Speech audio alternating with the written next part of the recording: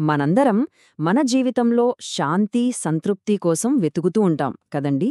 ప్రతిరోజూ ఎంతో కష్టపడతాం, కానీ ఆ నిజమైన శాశ్వతమైన ఆనందం ఎక్కడ దొరుకుతుంది? ఈ అన్వేషణ మనందరిలోనూ ఉంటుంది. ఈరోజు మనం హృదయాన్ని శుభ్రపరిచే ఒక పురాతన శాస్త్రం గురించి తెలుసుకుందాం. దీనికి శాస్త్రాలు చాలా లోతైన సమాధానమిస్తాయి. మన సహజమైన ఆనంద స్వరూపం ఎక్కడికీ పోలేదు. అది మాయా అనే ఒక పొర కింద కప్పబడి ఉంది, అంతే. అంటే మన లక్ష్యం కొత్తగా ఏదో సాధించడం కాదు, మనలో ఇప్పటికీ ఉన్నదానిపై పేరుకున్న దుమ్మును తొలగించడం. ఇదొక క్లీనింగ్ ప్రాసెస్, ఒక శుద్ధీకరణ ప్రక్రియ. అయితే ఈ శుద్ధీకరణ ఎందుకు ఇంత అవసరం? అది అర్థం కావాలంటే మనమిప్పుడు ఏ యుగంలో జీవిస్తున్నామో తెలుసుకోవాలి. శాస్త్రాల ప్రకారం ఇది కలియుగం, అంటే సంఘర్షణల యుగం.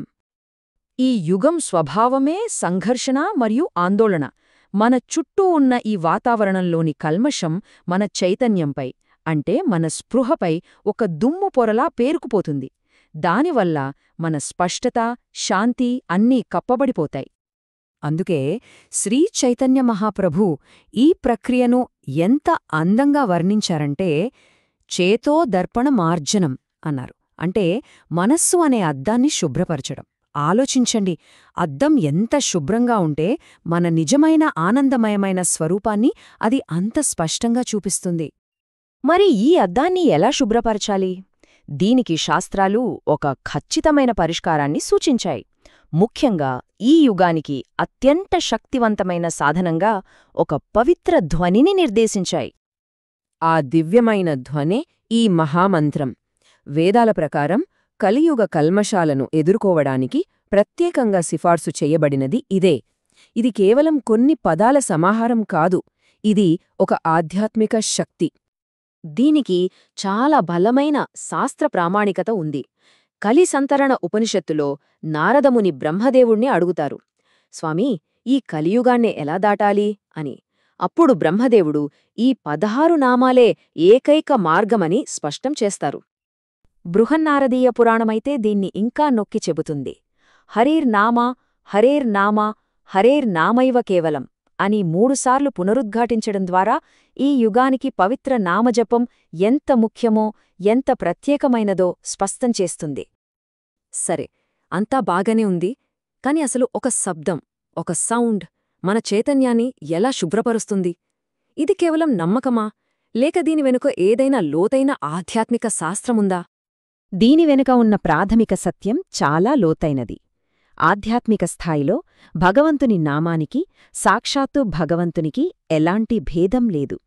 దీనినే అభిన్నత్వాన్ నామ నామినోహ్ అంటారు. ఈ మంత్రం యొక్క అపారమైన శక్తికి మూలం ఇదే. ఒక చిన్న ఉదాహరణతో దీన్ని అర్థం చేసుకుందాం. మన భౌతిక ప్రపంచంలో నీరు నీరు అని జపిస్తే మన దాహం తీరదు.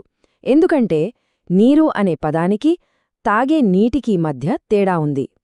కాని ఆధ్యాత్మిక ప్రపంచంలో అలా కాదు. కృష్ణ అనే నామం సాక్షాత్తు కృష్ణుడితో సమానం.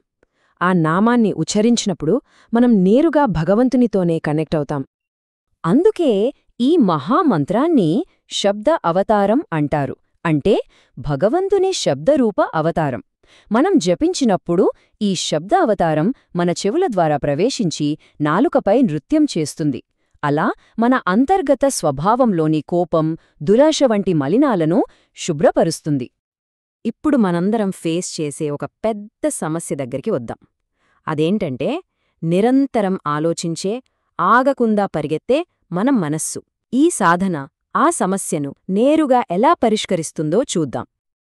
వేల సంవత్సరాల క్రితం అర్జునుడు కూడా ఇదే సమస్యను ఎదుర్కొన్నాడు. కృష్ణుడితో ఏమన్నాడంటే, మనసును కంట్రోల్ చేయడం గాలిని పట్టుకోవడం కంటే కష్టం కృష్ణా అని. ఇది మనందరి ఫీలింగ్ కదా. అర్జునుడి ఈ సందిగ్ధతకు శ్రీకృష్ణుడు చాలా ప్రాక్టికల్గా 2 భాగాల పరిష్కారాన్ని అందించాడు. ఒకటి అభ్యాసం, అంటే నిరంతర సాధన. రెండవది వైరాగ్యం, అంటే అనాసక్తి. మరి ఈ యుగానికి సూచించబడిన ప్రధాన అభ్యాసమేంటంటే హరే కృష్ణ మహామంత్ర జపం. ఇది చంచలమైన మనస్సును ఒక లంగర్లా పట్టుకుంటుంది. దానిని మెల్లగా అదుపులోకి తెస్తుంది, ఆందోళన స్థానంలో శాంతిని నింపుతుంది. మరి ఈ సూత్రాలు ఆచరణలో ఎంత శక్తివంతమైనవి? దీన్ని అర్థం చేసుకోవడానికి పరీక్షిన్ మహారాజు కథను చూద్దాం. తన జీవితంలో ఆయన ఎదుర్కొన్న అతిపెద్ద పరీక్ష మనందరికీ ఒక ముఖ్యమైన పాఠాన్ని నేర్పుతుంది. ఒక్కసారి ఊహించుకోండి, ఆనాటి ప్రపంచ చక్రవర్తి అయిన పరీక్షిన్ మహారాజుకు కేవలం 7 రోజుల్లో మరణిస్తావని శాపం తగిలింది. ఆ పరిస్థితిలో ఆయన ఏమి చేశారు? ఆ క్షణంలో ఆయన అక్కడున్న మహారుషులందరినీ ఒకే ఒక్క ప్రశ్న అడిగాడు. మరణించబోయే వ్యక్తి యొక్క తక్షణ కర్తవ్యమేమిటి? ఆ ఒక్క కీలకమైన ప్రశ్న కారణంగానే మనకు శ్రీమద్భాగవతం అనే మహాగ్రంథం లభించింది. పరీక్షన్ మహారాజు ఏం చేశాడంటే, తన చివరి 7 రోజులను పూర్తిగా పవిత్ర ధ్వనిని ఆశ్రయించడానికి ఉపయోగించుకున్నాడు. మొదట తన గురువుకు శరణాగతి పొందాడు. తర్వాత అన్నపానీయాలు మాని 7 రోజుల పాటు నిరంతరాయంగా భగవంతుని కథలను విన్నాడు. దాని ఫలితంగా ఆయన మరణభయం నుండి పూర్తిగా విముక్తుడయ్యాడు. ఆయన అనుభవం ఎంత గొప్పదంటే, వినడం ద్వారా లభించిన ఆ ఆధ్యాత్మిక ఆనందం ముందు ఆకలి, దాహంలాంటి భౌతిక అవసరాలు, ఆందోళనలు అన్నీ పూర్తిగా మాయమైపోయాయి. కాబట్టి ఈ కథల నుండి, ఈ విశ్లేషణ నుండి మనం నేర్చుకోవాల్సిన ముఖ్యమైన పాఠమేమిటి? ఒక్కసారి సింపుల్గా రీక్యాప్ చేద్దాం. సమస్య ఏంటి? ఆందోళనలతో నిండిన యుగం, దుమ్ముపట్టిన మనసు. మరి పరిష్కారం? హరే కృష్ణ మంత్రం. అదెలా పనిచేస్తుంది?